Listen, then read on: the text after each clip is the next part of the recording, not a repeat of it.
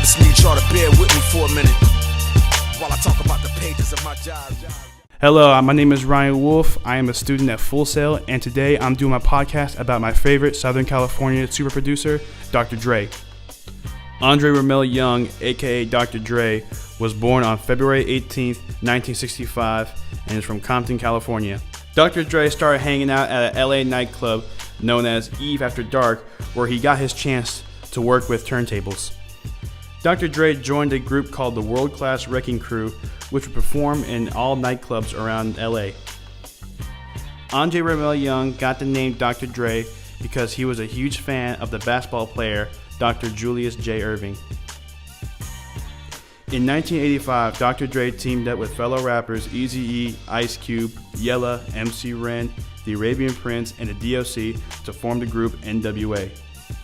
In 1988, Dr. Dre's group NWA released their second album, Straight Outta Compton, which sold more than 2 million copies and marked the arrival of a new genre, gangster rap. One particular track on the album, called F the Police, ignited a firestorm of controversy between the group NWA and the police. In the late 80s to the early 90s, the group NWA eventually broke up due to internal conflict between the group members. After leaving the group NWA, Dr. Dre started a label called Death Row Records with Suge Knight in the early 90s. While Dr. Dre was in Death Row Records, he would work with great California rappers such as Tupac Shakur and Snoop Dogg.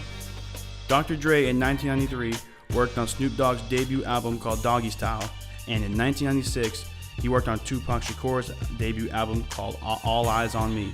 In the late 90s, due to conflict with music mogul Suge Knight, Dr. Dre would also leave Death Row Records and start his very own label, Aftermath. Dr. Dre would eventually sign two very great rappers to his Aftermath label, rappers such as Eminem and 50 Cent. Dr. Dre unfortunately got a lot of bad feedback for signing a white rapper, but he would prove those critics wrong when he helped produce albums such as the Slim Shady LP and the Marshall Mathers LP. Dr. Dre would also work on 50 Cent's debut album called Get Rich or Die Trying in 2003. In 2008, Dr. Dre would expand his hip-hop brand even further when he founded Beats Electronics with record producer Jimmy Levine. Dr. Dre's Beats Electronics would eventually produce headphones such as Beats by Dr. Dre, which was a very huge success.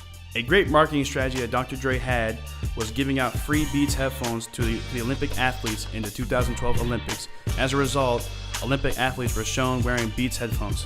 In August of 2015, Dr. Dre would announce his long-awaited third album called Compton. He was inspired to make the album Compton mainly because he would always go to the movie set and watch the making of the biopic Straight Outta Compton. I very much hope you enjoyed listening to the brief history of the great rapper, producer, entrepreneur, Dr. Dre.